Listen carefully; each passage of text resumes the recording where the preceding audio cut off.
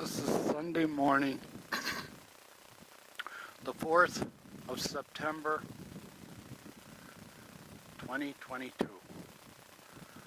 Here I am again on the corner of my lot, staring down the barrel of engineered malice. Let me give you a little 101 on golf. Golf tutoring 101, Golf Pro 101. This should be the first lesson that any golf pro learns. Any golf pro, every golf pro out there that's worthy of calling himself a golf pro should know this axiom, this rule, this theorem, this constant, something that happens day in and day out. It happens on every golf course in the country, played by novice, amateurs, beginner golfers. On every golf course, on every Saturday and Sunday afternoon, on every golf course in the country, it's universally accepted rule. All the pros know this, that right-handed golfers, and all the pros know through their teachings or through their experience or through their wisdom, that most people play over their head. Most people never shoot par. When I see the golfers go through here and they're putting it in the lake and they're shooting it all over the place, and they're not making putts that are only a foot or 2 feet long, they're not par shooters, but they're playing the back tees. I watch young men go to those back tees, or any set of tees here. But getting back to the rule of this theorem, it should be universally accepted by all golf pros throughout the country. This should be lesson 101. The first thing you learn, the first thing you not only you learn from other people before you, but you should learn from experience in your teaching of golf and your management of golf. Any experience you have managing golf and managing golf concessions, you should know that this is a universal rule, okay? This game is being played mostly by amateurs throughout the country. 9 out of 10 players, or 19 out of 20 players, if you went up and asked, I said, do you make a living at this? No. How often do you play? Once a week, twice a week. Have you ever taken a lesson? No. Where'd you learn the game? Well, I went out and did it on my own. What do you shoot every time you go out? Do you shoot par? Oh no. What tees do you play? I always play the men's tees. I also always go back and at least play the gold or the black every time I play. But you never shot par. Have you ever come close to shooting par? No. Well, how come you play the back tees? Because I'm a man. I play the men's tees. But you're shooting like 120 every time you go out, right? Yeah. Well, wouldn't you like to shoot par? Nah, it doesn't really matter. I just want to get a lot of swings in. Well, you're getting a lot of swings in. You're getting about 120 around because you're hitting 2 or 3 balls off every tee, okay? We have to deal with that.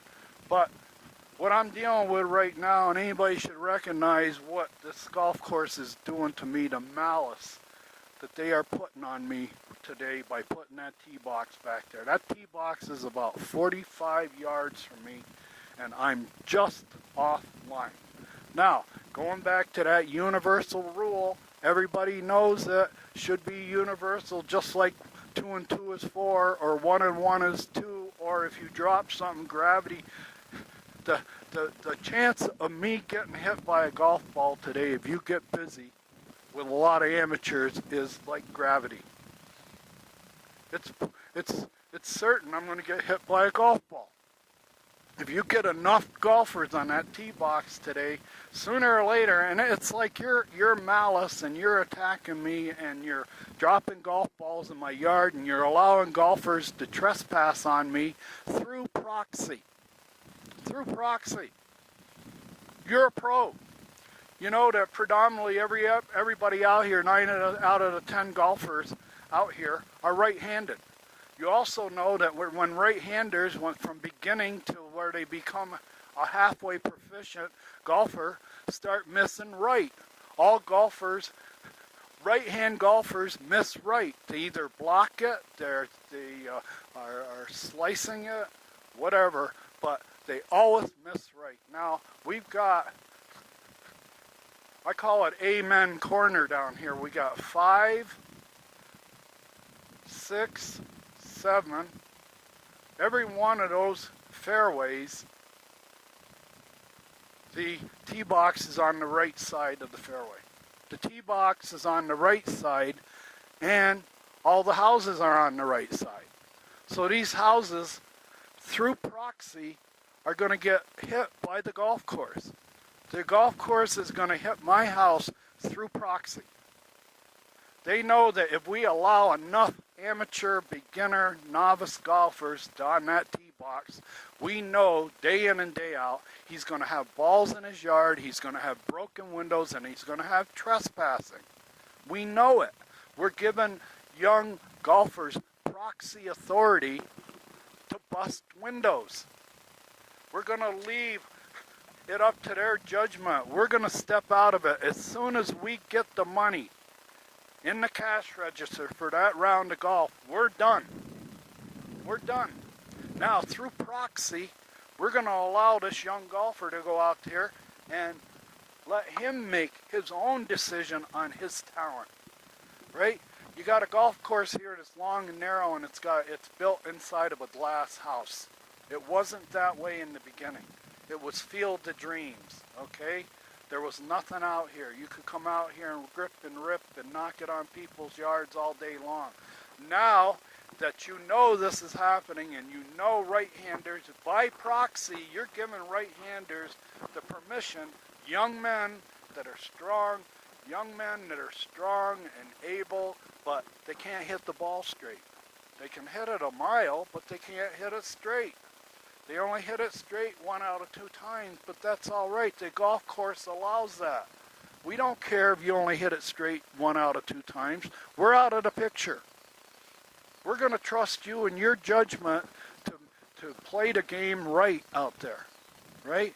You've never broken 100 in your life, ever, and you continue to play the gold tees. And you're knocking it out of bounds, you're stinking up the place, you're holding up play, slow play, stuff like that, and I have to deal with this. And this, like I said, it's proxy. The golf course knows when I set up that tee box back in that corner, I know that Mr. Lasham will be one of the first houses in line. And I know Mr. Lasham is only 45 yards from that tee box. And I also know that everybody that we sell a ticket to or we sell a greens fee to here is an amateur. An amateur, a novice, a beginner, and we go back to the universal rule. All beginners, right-handers, miss right, okay? They miss right because they're baseball players. I've seen more baseball players come up here and that big open swing, they open everything up. They lead with their hip like they're going to hit a home run. They open up the club, they crush the ball, but it's a slice, okay? What they do half the time as a beginner golf. And the clubhouse knows that. That's why they put that tee box right there in the corner. They go, if there's going to be a mishap or a mishap over there, we want to make sure that Mr. Lasham is covered. We want to make sure that he gets a ball in his yard, or he gets a broken window, or he gets a broken solar panel with our mishits. Mishits are a part of golf.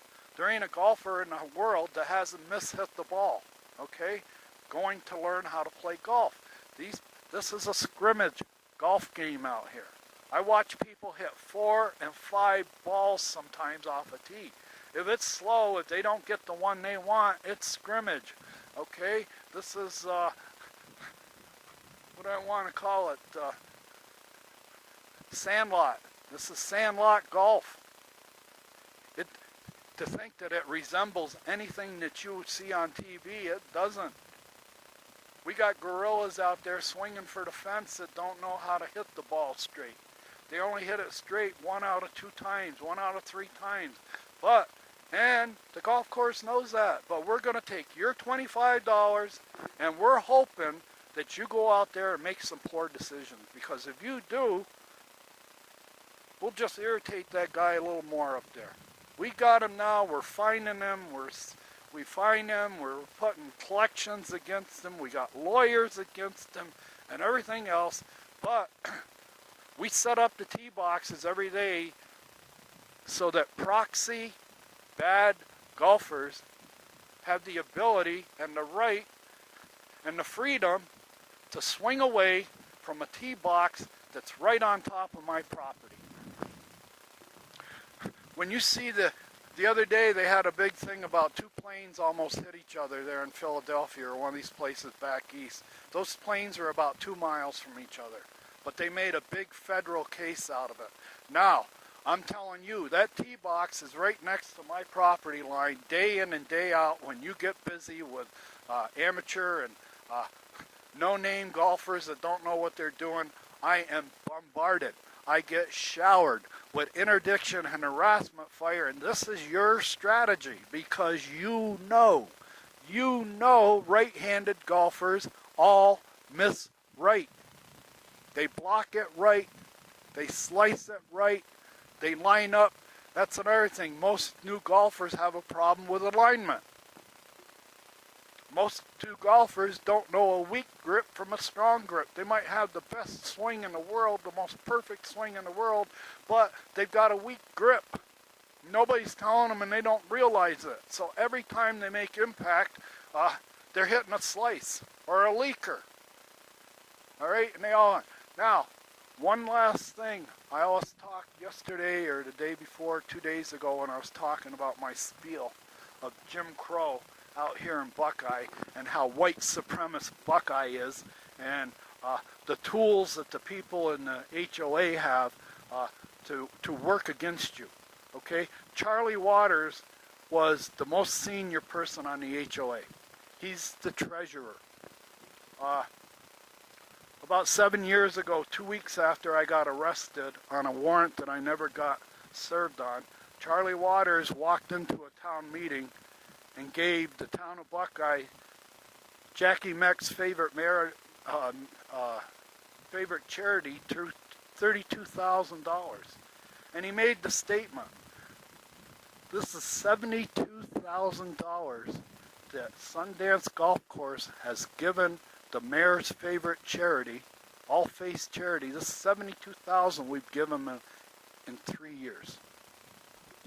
Well, the last installment, that last $32,000 that he gave them, was 2 weeks after I got arrested on a warrant that I never got served on.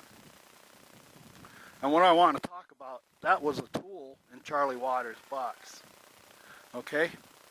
My civil rights got trampled. I'm an ex-Marine.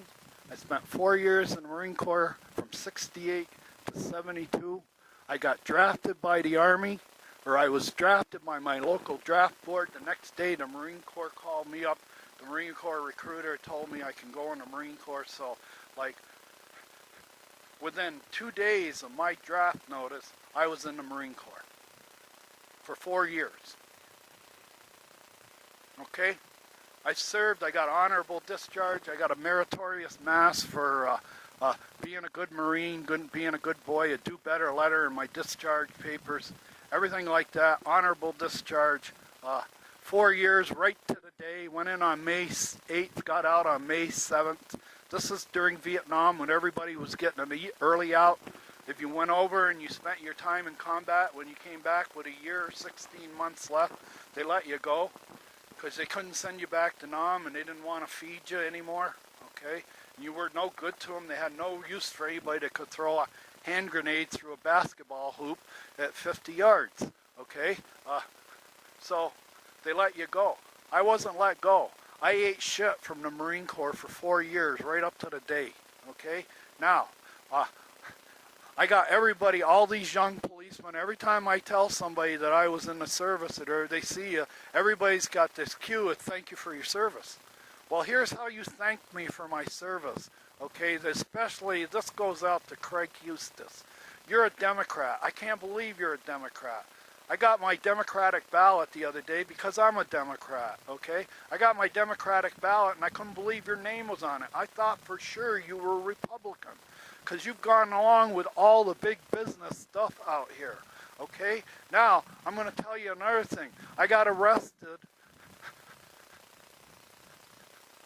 Charlie Waters gave the town of Buckeye $32,000 2 weeks after I got arrested and thrown in jail for 4 days on a warrant that I never was served on. I was never served on the warrant. 20 months earlier, a golfer walked onto my property. I saw him come, he hit a ball in my yard. I saw him walking up to my property. I walked out on my patio. I told him, don't go any further, stay off my property. He gave me a wave off like, hey, I paid my green fees, it's all right. And he walked onto my property, so I came and I pushed him off my property. He got kind of surprised. Well, when I pushed him, what happened was I fell down. I was in my bare feet, running on rocks. I lost it. I flipped, all right? When that guy waved me off and said, I can walk on your property anytime I want. Yeah, I acknowledge you're there, but I'm going after my golf ball. It's about 15 feet onto your property. I'm going to go get it. Thank you very much. I paid my greens fees. You ought to know. You buy here in Buckeye. All right, you're on Sundance. That means I have a right to walk on your property and get your ball. Well, I didn't agree with that. I had just woke up. I was having panic attacks going to work to the airport for about a year and a half. I had all kinds of neurological tests and everything else, and what they told me after all that is you work graveyard. You're only getting a couple hours sleep a day. That's why you're having panic attacks. Well, during this period of time, one day I woke up in the afternoon, and when I walked out in the kitchen, here was this guy walking onto my property after his golf ball. After the tee box had been set up like it is today. Routine. This is routine. This is standard operating procedure here at Buckeye. Now, Charlie Waters, after I got arrested and thrown in jail for 4 days and 3 nights, I got out of jail, like I told you before, and the judge holds up my summons. When I admit to him, I was completely bushwhacked by this. I was completely sucker punched by this. I had no idea that I had a thing. And it was 20 months. It was 20 months from the incident they arrested me. Now let me tell you a little apprehension I have now every time I get in my car. Every time I get in my car, I remember that day they threw me in jail on a warrant that I was never served on. I don't dare drive around Buckeye. I'm very careful driving around Buckeye, and I keep a camera, a video camera in my car at all times. Because I don't need that to happen, especially if I have the family in the car or guests. I'd like to have be nice if I had a guest come out from back east and visit me while we were riding through Buckeye. If I ran a red light or if somebody ran into me, the first thing if I gave them my ID is, you're going to jail. There's an outstanding warrant on you. That's exactly what happened to me. I had a plat map that said I could walk on this easement, and that's what I was doing. I was walking on the easement for a half an hour every morning. I was exercising my right to use that walking easement that's identified on the plat map. Anywhere in the world, the plat map is an inventory. Well, anyway, I started walking it. I walked it for a week, and on the 5th day, on Friday, the patio of my neighbors, Vesperna's, was filled with people. And there were several video cameras. A lot of people on video cameras all watching me and taking a picture of me and a movie of me walking on this access easement that's identified on the plat map is an access easement. I have to let you know though, but I was the first one to ever do that. Nobody has ever walked on it. Whenever the Veskernas or the Marinos ever caught anybody walking on that easement up to that point, they would let them know, you don't belong here. This isn't a walking easement. Stay out. All right? They would let them all know. I didn't fall for it. I had a plat map. And where I'm from back east and where I'm from urban areas, which Buckeye isn't. Buckeye's a shithole out in the middle of nowhere. It's a shithole because it's got dishonest people. Okay?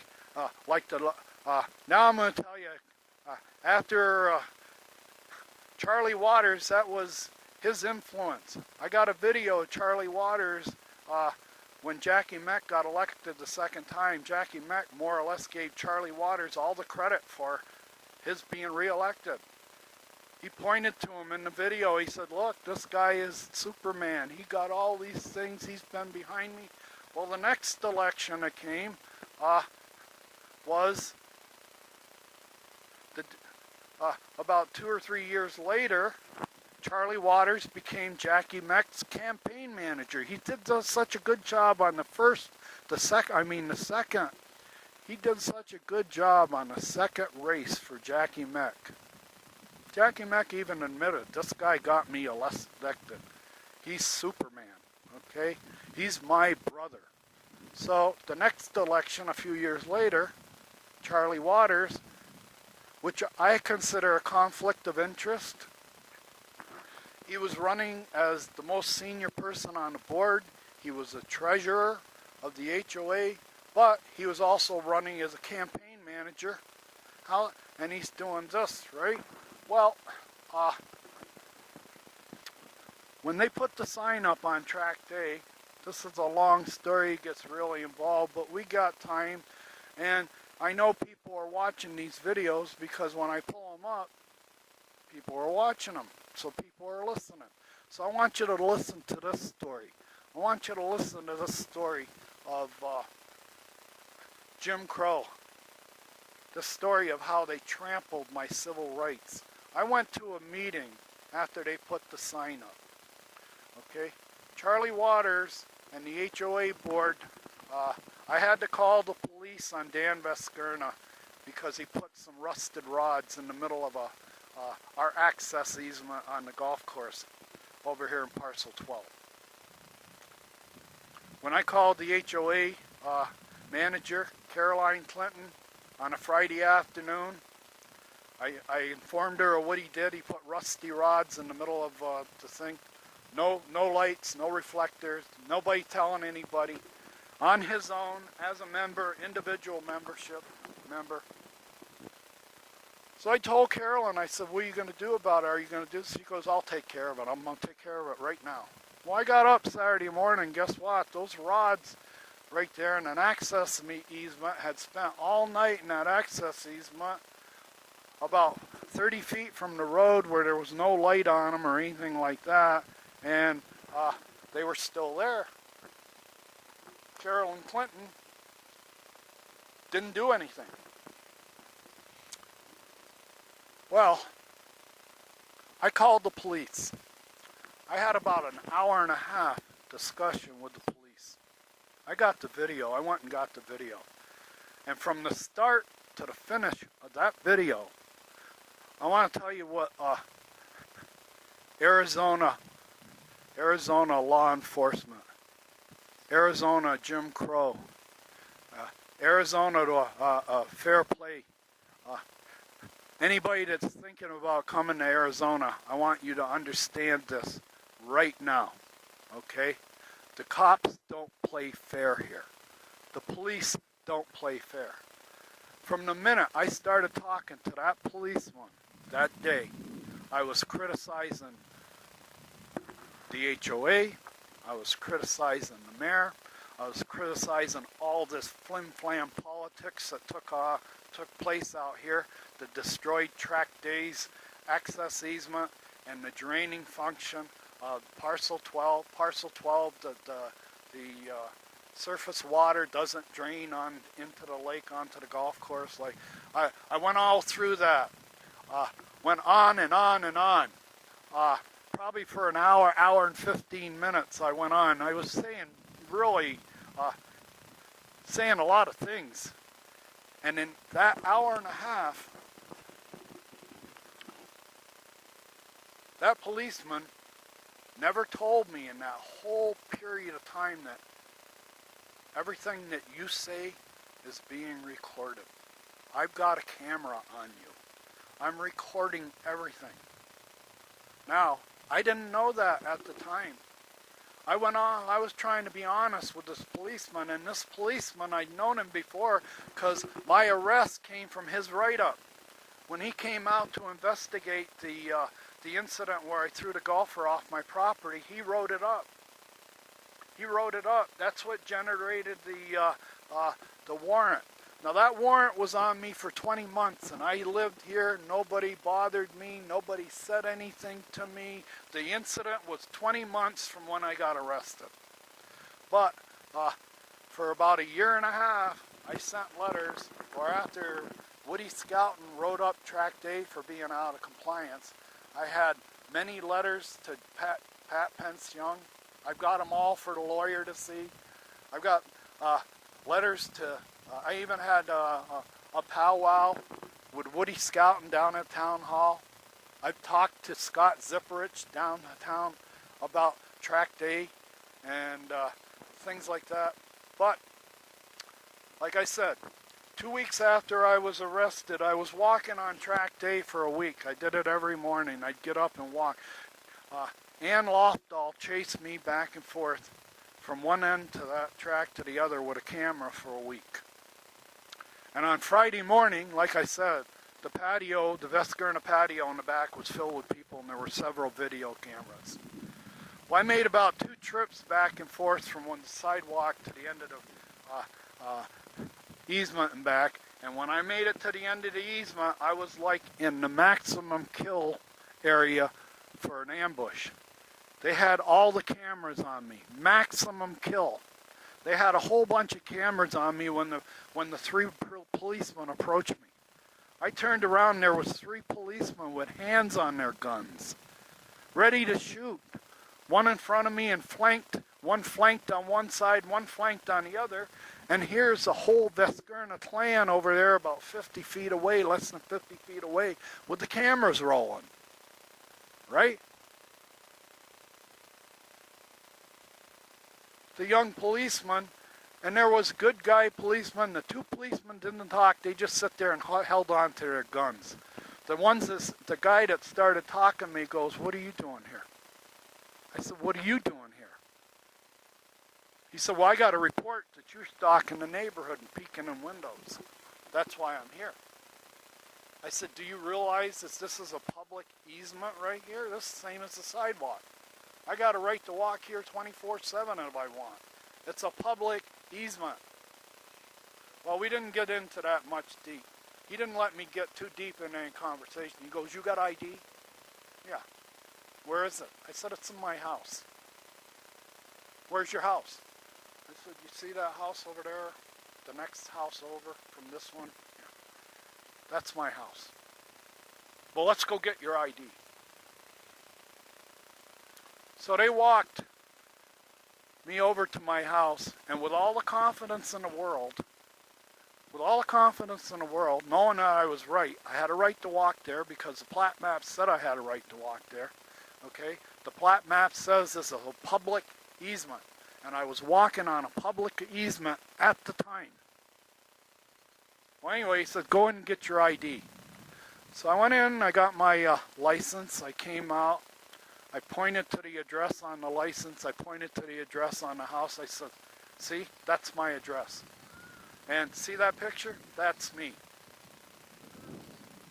Within 30 seconds, I had handcuffs on me. Within 30 seconds, after they identified me, I had handcuffs on me, and I was thrown in the back of a police car. They threw me back at a police car. It was in the winter. This was in January. I had a jacket on. It was a cool January morning. They threw me in the car and left me. Handcuffed in the back of a car, they left me. Well, I was starting to have a panic attack. like I was having for the last year and a half going to work. I'm in a car, the heater's running, I got a jacket on, I'm handcuffed, and the two cops that were flanking me are down there like gladiators in front of taking statements from all the people that were on the back patio. Now all the people on the back patio are telling him, take him to jail, get rid of him, he's no good, he's a troublemaker, he's a gadfly, da-da-da-da-da-da-da-da-da-da-da, went on and on. Anyway, I looked in the back, and the guy that was more or less running the show, he was in the car behind me, not looking at me. I'm in a car with a jacket on in the winter, the heater's going, nobody's here, I'm in the handcuffs, I'm 63 years old. They don't know anything about my medical history at all. They don't know if I need nitroglycerin tablets, if I've got a weak heart at all. All they know is Charlie Waters said we got to stop him from walking on there. If he starts walking on there and everybody else sees him walking there, people are going to think that's a walking easement. We've done everything we can to let everybody know over there this is not a walking easement. It's not going to be for cart paths. If you want to get on the golf course, you drive out to the 7th tee box. You drive out the portal on Moonlight Path. You go down and kick everybody off the walking easement for the town, and you get on the golf course at the 7th tee box. That's how you get on the golf course. Well, anyway, that happened, and I went and got all the video. Well, anyway, about a week after I called the police on Dan Veskerna, the policeman made him take the iron bars out. He had no permission to do it. He had no authorization or anything. The policeman said, you got to take them out. They're a hazard. Really? No kidding. Finally, an adult said something. Well, it was about 10 days later. 10 days later, there's a crew putting a sign up at the end of the easement, no more golf carts. It had been a golf cart easement for 2 years, and with no explanation from the HOA, not in an email to anybody, or in a statement to anybody, or a mailed document to anybody, the golf course, or the HOA and the golf course took track day as a motorized cart, golf cart access. They said, nope, it's gone. Start using the 7th tee box again. Well, that got my feathers a little riled. Put a burr under my saddle. Here it's been like that for 2 years, and all of a sudden this guy comes out the first day he's out here from Nebraska. He's a snowbird. He puts metal rods in the thing, and then 10 days later gets exactly what he wants. He told the policeman, I want a sign that says no more golf carts. And that's exactly what he got. So the next meeting they had up, I went to the meeting. It was held in one of the crafts rooms. There wasn't more than a handful of people in the audience. You had your two slave chasers, Chuck and Wayne were there, and a couple other people in the crowd. And I walked in, purposely late. You have to learn when you're dealing with HOA. Once you're an outcast, once they consider you a gadfly, an interloper, a carpetbagger, and they start Jim Crowing you and they don't want you in, if you go to a meeting, and this has happened to me twice, 3 times now, you go to a meeting, if you go in there and they see you sitting alone, oh, that's another thing. If you're single, don't join an HOA. Don't join an HOA if you're single. You don't have any witnesses. Every time you go and have a powwow with somebody in the HOA, there's more of them than you. It's just you. And I don't indulge my friends. I don't use my friends as witnesses. You're my friend. I'm not going to use you to take you in and be a witness for me. Okay? That's over and above being a friendship. So I go in on my own and I try to talk to the managers, and I got people ganging up on me. I got a manager who's given false witness that tells everybody she's threatened by me. What she's threatened by is my knowledge. She's threatened that if she gives in to me and listens to me, they'll fire her. She'll be fired. You're not going to sympathize with that guy up there. We stole it fair and square. That tee box over there on the 6 holes is ours. Where does where the sewer pipe runs and the drainage pipe, we did that years ago. We ain't giving it back. We stole it fair and square. This is Mr. Lasham. He's got a problem. All right. He doesn't, he thinks he should have this back. He's thinking like a Democrat. Okay. He's thinking that he's equal with everybody. Well, like I said, I went to a meeting. The next meeting that came up, I went to it. I went in late, and all I heard in that meeting was the two slave chasers. They took up about 20 minutes, first 20 minutes of that meeting. It was first Chuck and then Wayne, more or less trying to brainwash the HOA board that we have to have control here. You've got people doing things on their lot that are without permission. We write stuff up, and their complaint was they were writing stuff up, writing people up, and there wasn't anything happening. The board, and that's when Carolyn Clinton said, they're bringing me 80 write-ups a day. They go out on Friday, they're bringing me 80 write-ups a week. 80. They're finding fault with 80 properties a week. All right? I thought she was going to cry because they were giving her shit that you're not disciplining her. You're not processing all the write-ups. You're not going through and every write-up that we're writing up, you're not processing and enforcing it. Like, we're saying it's wrong and you're not doing anything. And that was like the first 20 minutes of the meeting. It was Chuck and Wayne. And finally Wayne says they're even putting flowers on their house. They're even allowed to put flowers on their house. That was a reference to the big sunflower I had on my house. They had been sending me letters for 3 months about my house, okay? But they hadn't fined me yet. So Chuck and Wayne were really upset. Well, when I walked in and they saw I was there, nobody expected me to walk into the room. Here you've got the board, you've got Caroline and about 5 people in the audience, and I walk in. And I sat right behind Chuck. You should have seen Chuck had a garden hose sticking out the side of his neck. He couldn't believe I was there. They wanted to say my name in the worst way. When they were talking about everybody that wasn't being disciplined, they were talking about me. They wanted to talk about me, but because I was there, they couldn't say my name. They had to go with, we're writing people up and you're not doing anything about it, and da-da-da-da. And you realize if you don't address this right now, that you're going to have chaos here. That everything has to have permission. You have to have permission for everything. Everything. You can't touch anything.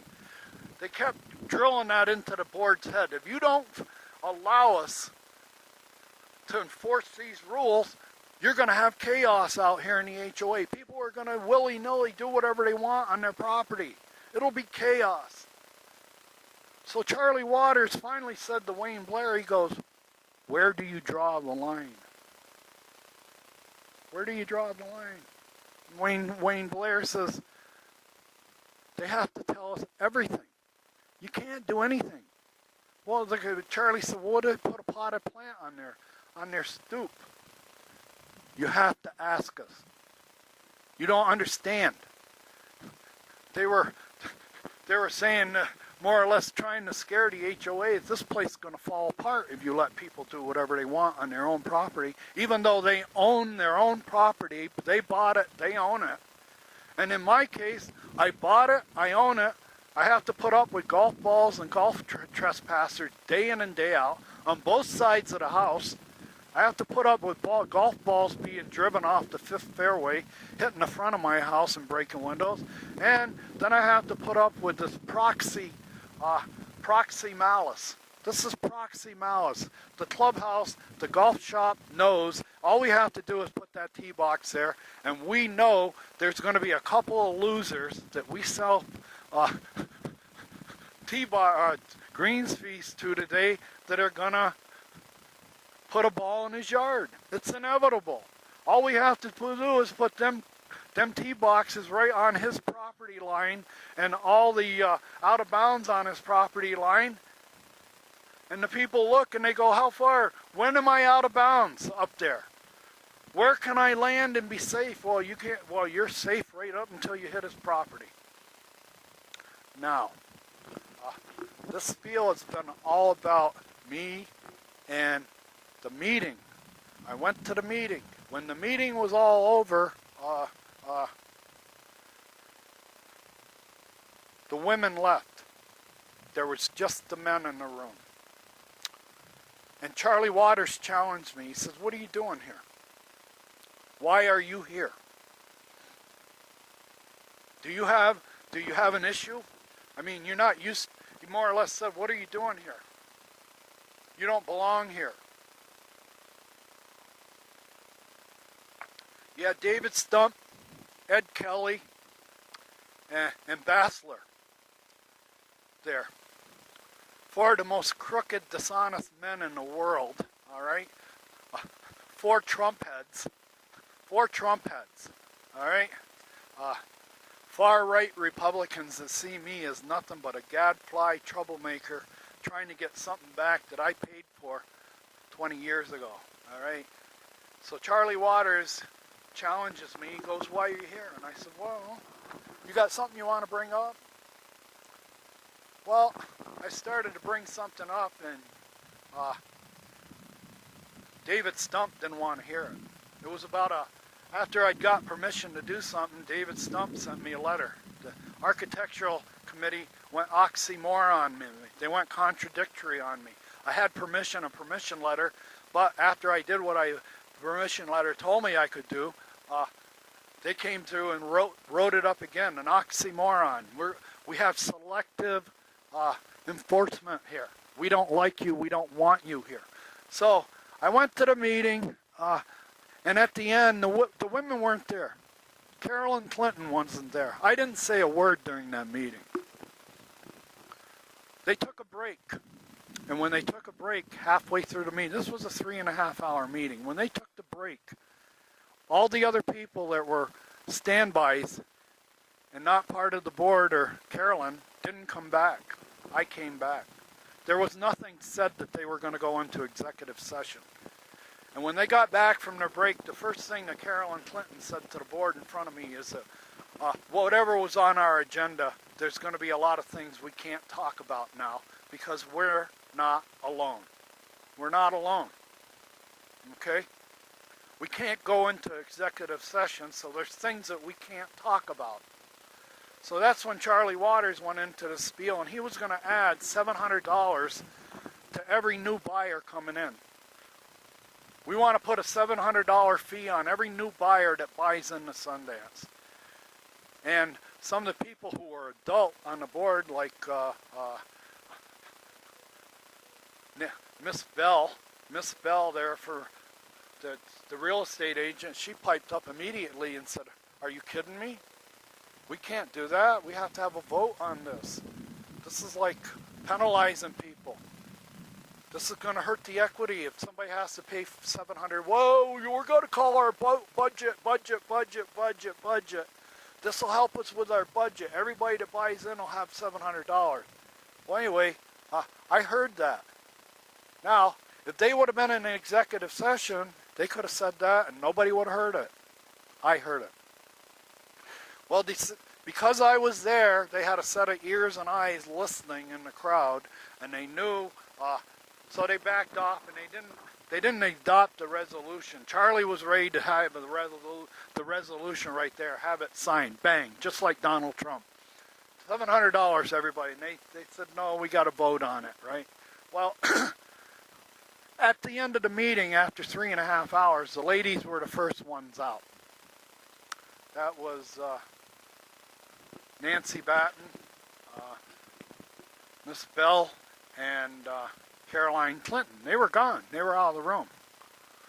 That's when Charlie Waters approached me as we were exiting the doors together, exiting the room. You got a problem? Let's have it. What's your problem? Why are you here?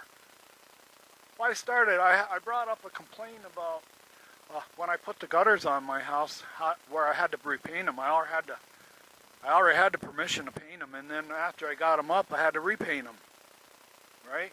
Because of Wayne They got written up again after I had permission to cut them. So David Stump didn't want me to talk about that. Well, it ended up being a shouting match. They started shouting again. There was 4 of them, 1 of me. So I just got, and I walked out. I walked out of the room. I came home. I said, what, you know, 2 days later, I'm watching TV. This was like on a Friday. It was like a Sunday. Might have been a Sunday. If the meeting was Friday, it was like Sunday. I'm watching TV, and all of a sudden I got this policeman at the door. And I've got the video. And the video's online. If you want to watch the video, you go watch the video. But I've got this policeman at my door telling me that I've assaulted Charlie Waters. That if I don't leave Charlie Waters alone, I'm going to be in trouble with the Buckeye Police Department. He's pointing his finger. He's giving me a lecture. You leave Charlie Waters alone. You leave Charlie Waters alone. He kept it up, kept it up, kept it up.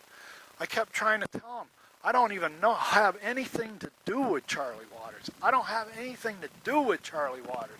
He's the head guy over the HOA, and I know one thing, but look at the video. Anyway, this little guy, I'm trying to explain to him that I don't have anything to do with Charlie Waters.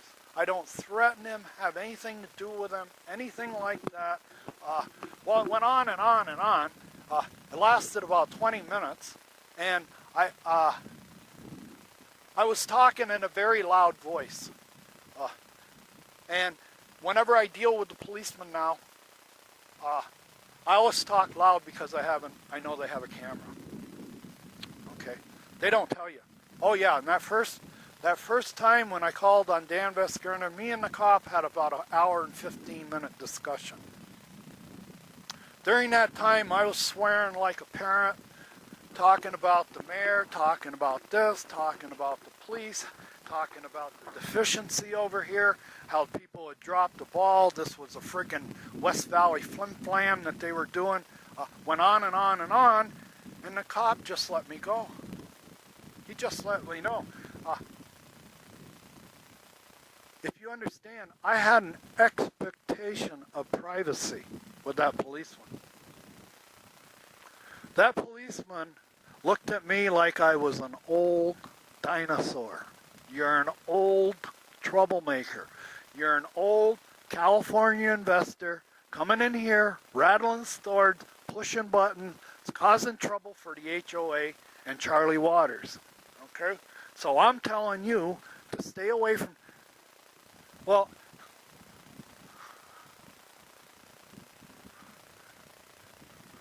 there goes our catering truck.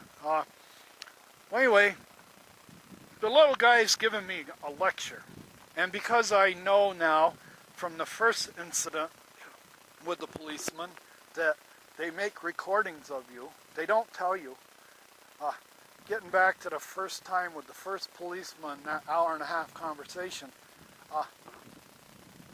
you'll see it on video. I'm going to send it to you. At the end of the video, at the end of the conversation, I said to the policeman, I said, Officer Grant, I said, you know, I've told you a lot of stuff.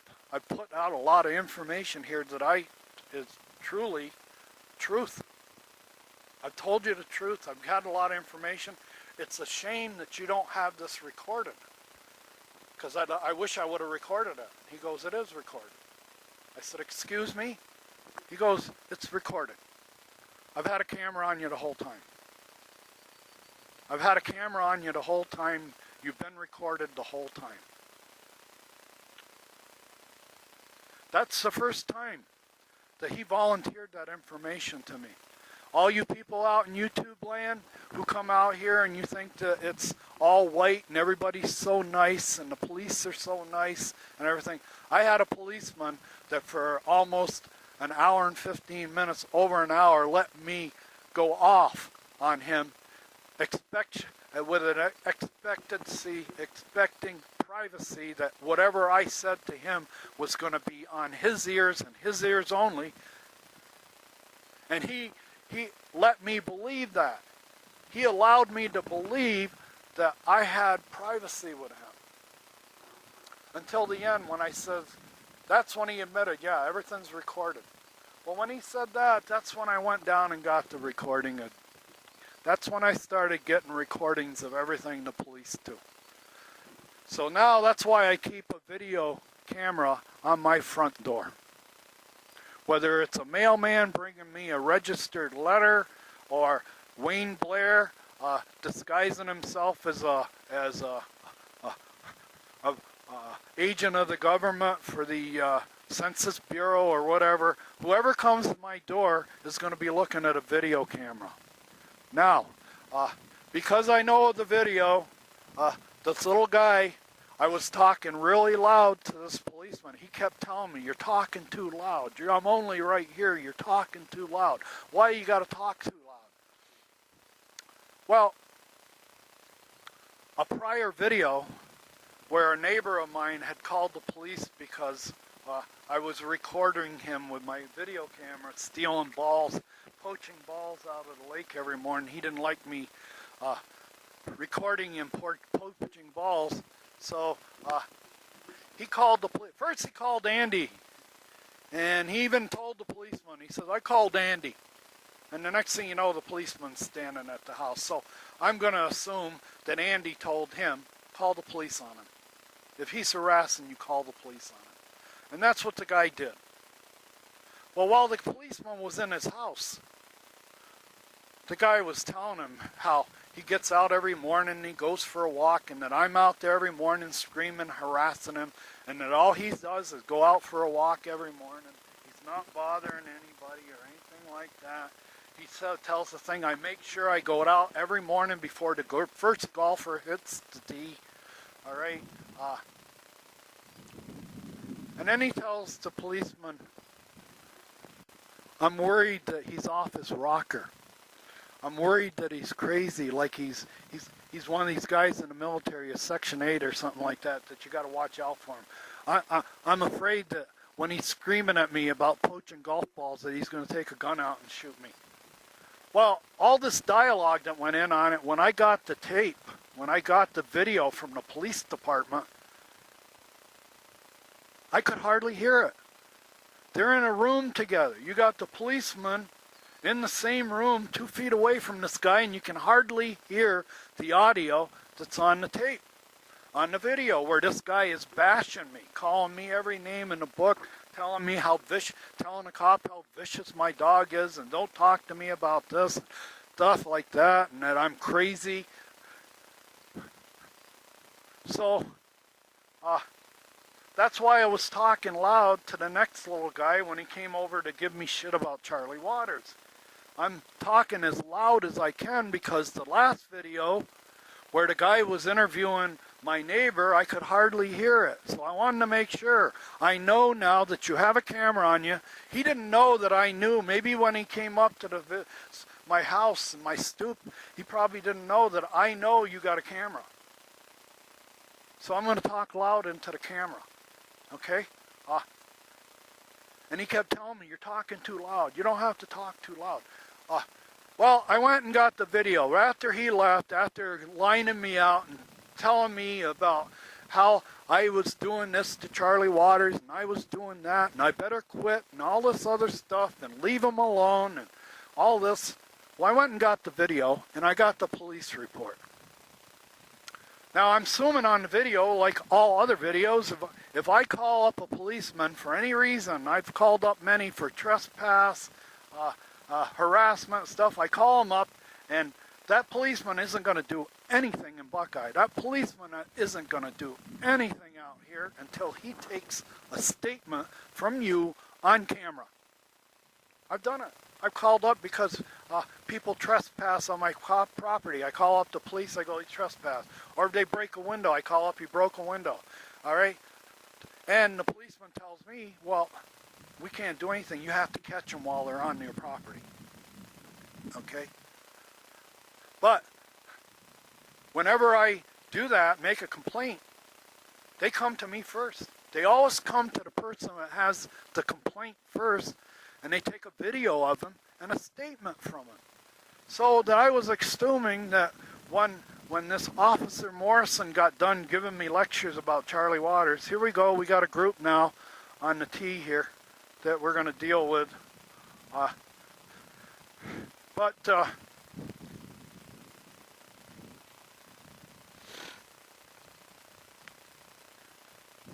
you have to forgive me. I get going, I have to rearrange. But anyway, I'm expecting when I get a video of Officer Morrison's involvement with me and Charlie Waters, I got the statement from him.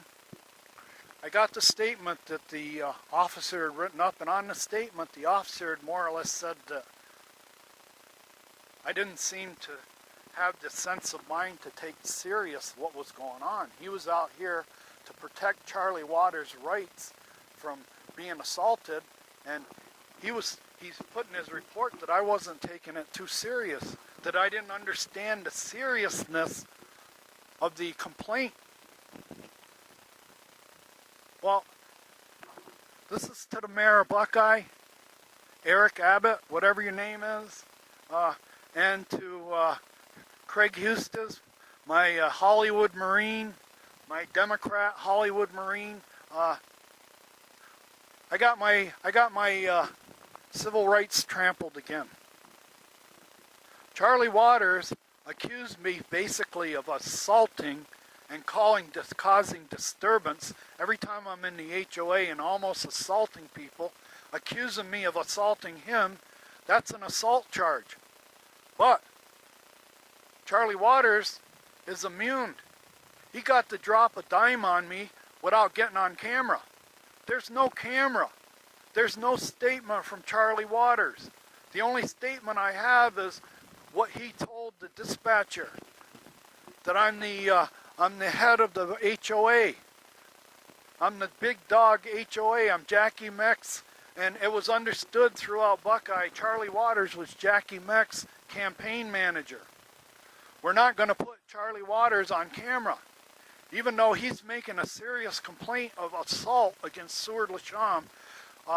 We're not going to put him on camera. So for you, Craig Hustis, by sending Officer Morrison out to me and putting me on camera exclusively without putting Charlie Waters on camera, Charlie Waters got a free bat pass.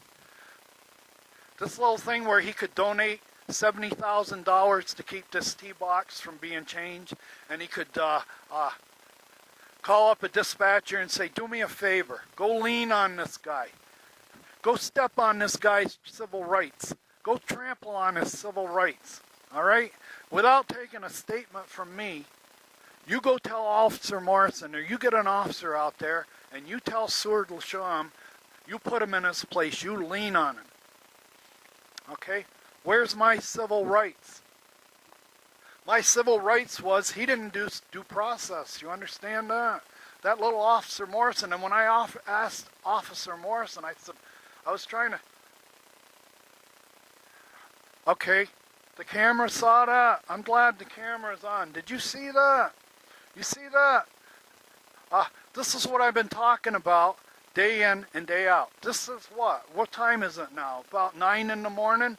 No later than 9 or 9:30 in the morning, and it's already started. All right? Now we're going to see if this guy's got the nerve to come up here and get his ball. He's going to walk up on this property and get this ball. Like I said, this happens day after day. Look at this guy, barely got it off the tee box. He hit that thing about 100 feet. Now, this is what I'm saying about the golf course proxy. This is proxy trespass. This is proxy attack, proxy assault. You're allowing guys like that on the tee box. All right? This guy ain't got a clue. Yeah. Another one in the lake. And they're all going to hit multiple balls. That's another thing. They've all hit them multiple balls.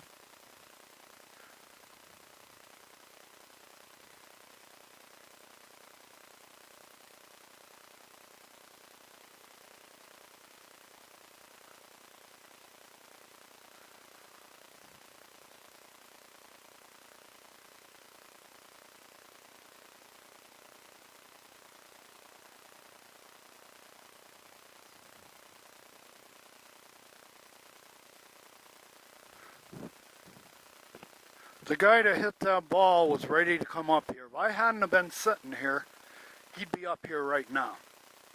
They stopped down there by that tree, and they waited, and they looked, and they looked, and they looked, and then they finally saw me sitting up here, and they drove off. But that ball right there, that is classic example. What I've been talking about all morning. Right-handed novice hitting the ball right. Missing right. Missing right. If that thing would have been, he missed my yard by about 10 feet. If he'd been a little more toward me, it would have been in my yard. It would have hit me. That thing hit about 20 feet from me, hit a tree 20 feet from me, okay? I'm sitting on my property. That's on membership property. That guy was ready to go up there and look for that ball. The only thing that stopped him is me sitting here. When they saw me sitting up here and looking at him, they decided to drive on, okay? This doesn't happen when there's nobody here. When there's nobody here, that guy would have been like January 6th. My yard would have been the Capitol building. He would have been a Trump head. He would have had the Trump head golf shop telling him, go ahead, walk in them yards. As long as you give us money, you can go anywhere you want. As long as you're paying us money, you can walk in any yard you want. You can break any window you want. You've got proxy authority, okay? Now, getting back to this officer.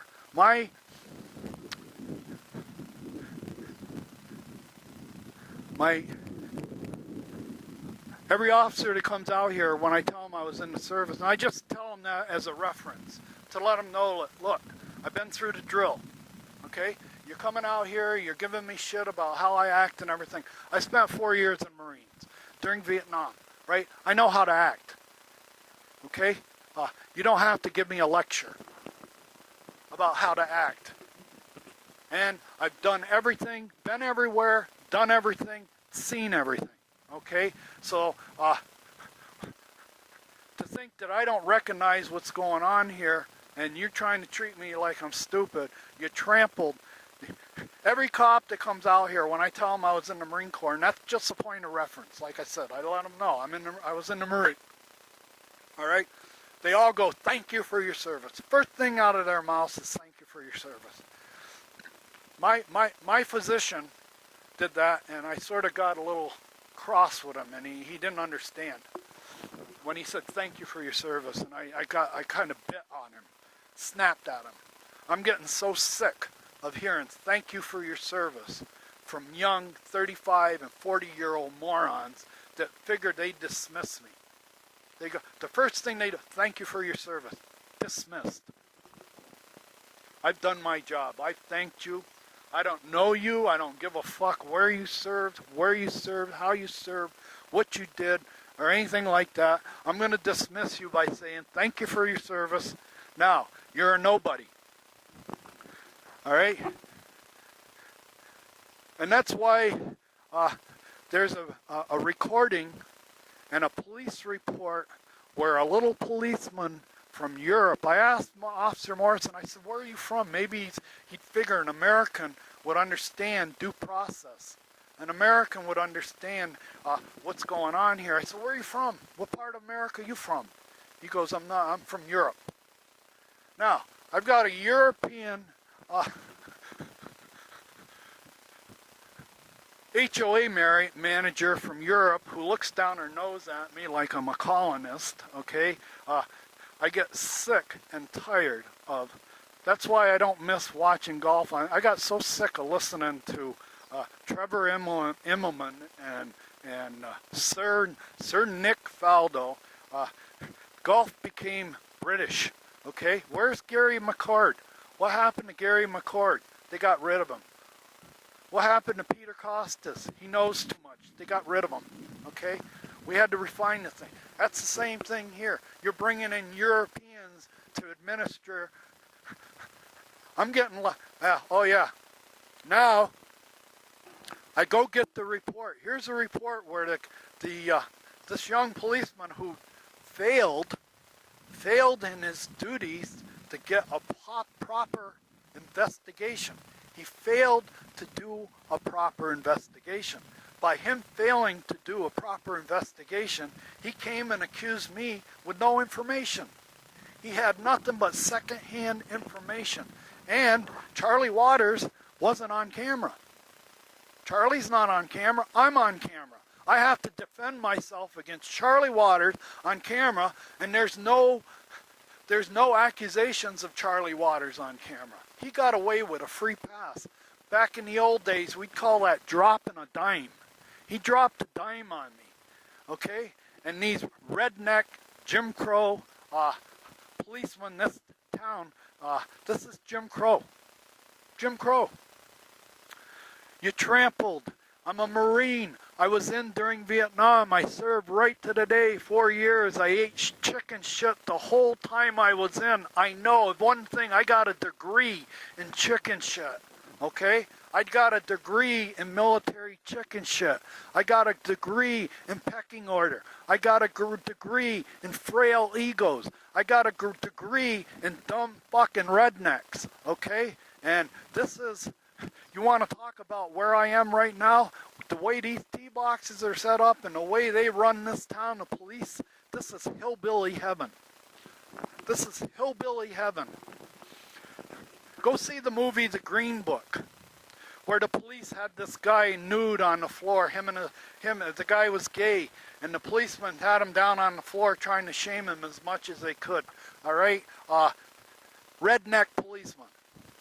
Took away all the guy's civil rights. Stripped him down. All right? Made him sit there in the nude. Right? To shame him. And the thing of it is, this is evangelical Christian Trump heads out here. Another thing about Craig Eustace. Hey, Craig, you know that day about 3 years ago on Veterans Day when you got up and said, end justice for all? You were pledging allegiance to the flag, remember? Well, I got to tell you something. Let me condition that day. I couldn't get in the HOA that day. I was a veteran from Vietnam, a Vietnam-era veteran. I spent my year in Japan. I got an honorable discharge. I was drafted. Instead of going in the Army, I joined the Marines for 4 years. How's that for patriotism? How's that for patriotism? How's that for patriotism? Well, I was a lukewarm patriot. After spending 4 years in the Marine Corps, I'd had enough of patriotism and marching and following the flag and trumpeting the flag. Okay? I'd had it. I missed it. The people that didn't get drafted, that got to stay home, the Jim Crow people that got to stay home, I was in the back seat to them. They had all started, they all had now seniority in the mill, they had their job in the mill, they had started families with kids and stuff. I was on the outside looking in. But I want to let you know, everybody that thinks I'm crazy and going off and stuff like that, I spent 4 years in the Marine Corps. During the war, I got drafted. Okay? I got an honorable discharge. I had a meritorious mass in my honorable discharge for being an outstanding Marine, being outstanding in my field. Okay? Only to 63 and in my 60s to have this fucking redneck police force out here in Buckeye pulling shit. Like throwing me in jail on warrants that I was never served on. All right? Producing warrants. I'm going to say there was never a warrant. They produced it the day before I got arrested. Okay? And then to have Charlie Waters be able to basically accuse me of assault. And then at the end, after I went and got the statement, Charlie Waters statement, the young policeman's statement, they painted Charlie Waters as a saint, painted me as somebody that's, like I said, as defiant, somebody who's combative. Now, 2 days later, I get a letter saying I'm kicked out of the HOA. I can't go in the HOA. I can't vote. I can't go in the door. My key card's been taken out of service. all right, on the statement that I was combative. I sat in that room and didn't say a thing the whole meeting. But Carolyn Clinton was out of the meeting. Her and Miss Bell and Nancy Batten were gone. They were out of the room. And that little altercation was all David Stump. When I started going into the problem I was having the architectural committee, David Stump wouldn't let me talk. He wouldn't let me talk. Okay? So I left. Only to get a letter 2 days later from Carolyn Clinton where she made the statement that I was combative in a meeting. I had to be kicked out. That I got a history of always being combative. Every time I come into the meeting, I always got a history of being combative, and they were going to kick me out of the HOA. And then I'm kicked out, and I have to pay dues. I have to pay dues, and does anybody see out here, anybody that has suspicion of Jim Crow, has suspicion of Trump-type politics, all right, or has suspicion of the Republican Party and how corrupt it's gotten over the last few years? I was a Republican all my life. Let me tell you a little story. When John F. Kennedy was running against Nixon, my parents were Republican in a Democratic town, okay? So they put a little Nixon button on me. After they went to a local Nixon rally, I went out to play in my schoolyard with a Nixon button on and got my ass kicked, okay? By the kids that were all Kennedy. So I know how politics works in small towns. All right? You're a bunch of Republicans out here. You're a bunch of white evangelical Christians, and I am profane. I am considered profane to you. All right? You've stepped on you arrested me. I got a mug shot that I'm going to take to the grave. I've got an arrest record now that I'm going to take to the grave. They arrested me for 20 months. I didn't hear anything from escorting that golfer. It wasn't until I started walking on that easement that I got arrested on a warrant. Now, to tell you what the animosity I have for the town and the concerns I have, I don't dare get in my car right now. You've already proved to me that you don't have any civil rights here in Buckeye. You don't have any. Charlie Waters' civil rights is more important than yours. We're going to protect his civil rights. We're not going to put him on camera. Since he's the guy and he gives us so much money and he's the mayor's campaign manager and he gave the mayor $70-some thousand in 3 years, we're not going to mess with Charlie Waters. You're going to have to take the hit. You're going to have to take one for the team today. All right? You're going to have to take one for the team. The reason I'm not in that HOA is because of this access easement here. I've got proof that it's out of compliance. I've got proof that my house was built wrong. Okay? The only thing that's keeping me is I've talked to several lawyers, and there ain't one lawyer in Arizona that gives a shit about civil rights. These are all Joe Arpaio lawyers. These are right-wing, okay? To think that this Arizona, all you have to do is look who's running for governor for Arizona. You got a forever Trumper, election denier. This is 2022. Trump lost the election in 2020. It's over. He lost. Okay? Get over it. And to think that we've got somebody on the ticket now that's going to bring this all up again and keep the friggin' lie going, dude, I can't wait to get out of this place. Okay?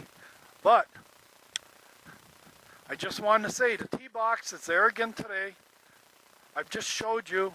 I can't wait to go in and process this and send it to you so that you can see just what I explained happened. Perfect example. Perfect example.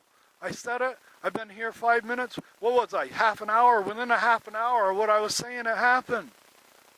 It's going to happen all day. Not only does it happen here, it happens on the 5th fairway with drivers.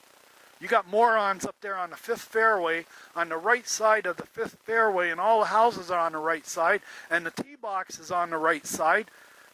So where do you think they're aiming? They're all trying to hit it right, where the houses are. Well, people aren't good at hitting it right. We've got amateur golfers out here that have trouble hitting it straight, to have trouble with alignment, they have trouble with their grip. They don't know what a weak grip from a strong grip is. They don't know how to correct a slice on their own. They just keep slicing it all day. And if they're in a strong wind, like in the morning in February here, the wind's coming out of the northeast, really strong, cold, and hard. If they hit a slice off the first tee, they won't see it, because the wind will knock it down. They'll think they hit a straight shot. Off the second tee, because they've got so much wind behind them, they'll hit it past the barranca on the second hole, and they'll say, boy. And they hit another leaker, but the wind knocked it down behind them. Okay? They did the same thing on the fifth hole. They crushed one. They hit a leaker to the right, but the wind knocked it down. They hit a hell of a drive. Now they get on the fifth hole. The wind's from left to right. It's doing about 30 miles an hour. It's about 50 degrees out, cold. The wind is hard, cold air density. And they get up there and they decide, I'm going to let the big dog eat. I've been crushing this driver all morning. I haven't hit a bad drive all morning. You haven't? You've been hitting high fades all morning. And you don't even realize it. You're too stupid and too new and too novice to know that you're hitting high fades every time and the wind's knocking it down. So what's he do? He gets out on the fifth fairway and he takes out my window. That fucking idiot gets up there and cranks one. It lands on 233rd and bounces and takes out my window. There was nobody on the course that day. It was completely empty. The lady that lived in the house brought me the golf ball immediately. Within 2 minutes, I had the golf ball in my hand. She was crying. I went out and I waited out here. I waited until that foursome came down through. I had the golf ball in my hand. I said, who hit this? And they go, we didn't break your window. That's the type of lowlife creeps you got playing golf out here in Arizona. Creeps. They know they broke the window. It sounded like a gunshot, but when they came by, they wouldn't admit it. White Anglo-Saxon Protestant creeps, all right?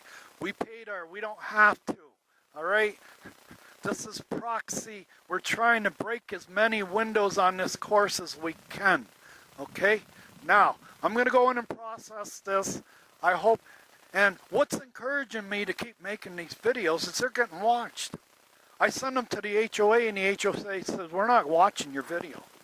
Don't bother sending us video. We're not watching it. Well, I'll tell you what. I send you videos. When you send me letters wondering what I'm doing over on my property, and you haven't got a picture, you haven't got a description, all you're saying is you're doing something, we don't know what it is. So I send you a video. Now, when I watch the news at night, when we all watch the news at night, or we turn on a football game, we want to watch the game. We want to watch the news. We want to see things. We didn't turn on the news to read text. When I turn on the news, Fox News, ABC News at night, I want to see stories. I want to see videos. If there's a wreck, I want to see it. If there's a flood, I want to see it. If there's a fire, I want to see it. Okay? Now, we've got an HOA here that I'm sending them videos.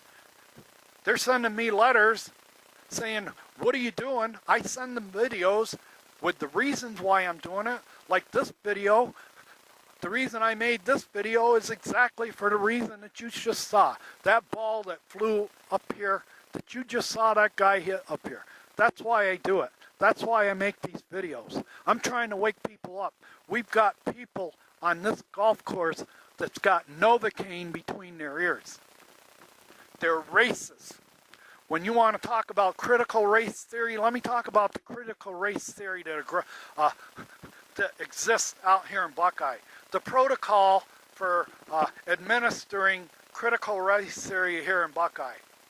First of all, they take guys like me to outbid. When I got here and I outbid Charlie Waters and all of his buddies, when Charlie Waters and all of his buddies, like Kelly and all them, got outbid by me for this lot, they wanted this lot for $15,000. They put a $25,000 price tag on it. When they found out this lot got sold to a Californian who came in here and outbid all the Midwesterners, all the local yokels, all the people that had sticker shock, a California like me come in here from San Francisco, outbid everybody. Well, here's the protocol. Here's how we do critical race theory here in Buckeye. We don't like Californians. We make sure that every Californian that comes in here, we short him. We short him. We make sure we screw him. We take what's his and give it to somebody else. His cart path that he thought he was buying that was going to have him 40 feet from his house that he could get on the golf course and shoot down to the clubhouse, he don't have it. He's never going to have it. We stole it fair and square. Okay? But the one I made the other day is already getting a lot of hits. But like I said, I'm sending it to a lot of people. I'm sending it to a lot of people. I'm waiting for an investigative reporter someday. There's so much right now with Trump and the election and stuff. These reporters probably wouldn't be interested in a story like this. This is a personal story. But if some reporter was to take a personal interest in my story, how somebody that had served their country got out here and got thrown in jail because he observed the plat map. He observed the plat map. He was using the plat map as it was designed and using it as the plat map said it was designed, and he got thrown in jail in it by its neighbors. All right? This is Jim Crow redneck. This is redlining. This is redlining. I just saw a thing on Jim Crow. Minnesota is one of the capitals for Jim Crow redlining of neighborhoods.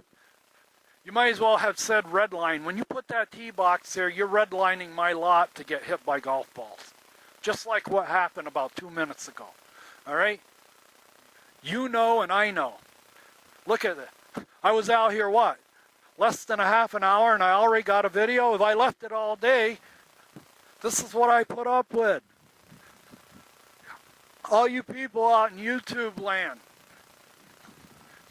before you buy a house on a golf course, make sure that you can afford to buy a window or two every year. Make sure that you budget for your yearly budget an $800 or $700 window every year. Courtesy of Jim Crow. Courtesy of proxy authority. The golf course gives the golfers the proxy authority to come out here and pick whatever tees they want. Whether you got a game or not. Whether you have a game or not. Whether you have an accident, if you have a handicap or not, we don't care. All we care is we got your money. Now you go out and pick the tees you want, and you play it the way you want. If you want to hit 5 or 6 balls off every tee, go ahead. Nobody's going to say anything. If you want to hit that guy's house and break a window and then you'll go get your ball after you break his window, by all means, do it. This is redneck Donald Trump type golf. Donald Trump golf. All right? Trump is already polarized the country, starting a civil war by saying that critical race theory and being a redneck racist is okay. You're part of our country. We love you just as much as we love other people. We love racists too. We have a place in our country for critical racists, just like we do for liberals. That's what I got going. This is Trump land. This is redneck. Golf should die. It deserves to die. You got guys out there running this thing that think that this is... I don't know what to say. I'm lost for words. I'm dying of a broken heart. I lost all my friends and family when I got arrested. Not one of them stood up for me. Not one of them. Not one of them shouted. Not one of them said a word. Except that, oh, that was wrong. But that's as far as it went. In fact, I'm kind of the guy in the family nobody likes. Okay? Imagine that. Imagine that. Okay? I was out here first. A lot of people in the family, when I got arrested, they loved it. They loved it. My friends and family, they went home and told everybody back in New York how I got arrested. The people in New York loved it. They loved it. All my family and friends loved it. I'm dying of a broken heart here. I don't have any friends or family. And I thought I had brothers in the Marine Corps. I thought Craig Hustis was a Marine brother. I thought Gary Ludholtz was a Marine brother. I thought all my Marines were brothers. Guess what? They've abandoned me too. Craig Hustis saw that I got the shit kicked out of me. Craig Hustis saw that I got my civil rights trampled.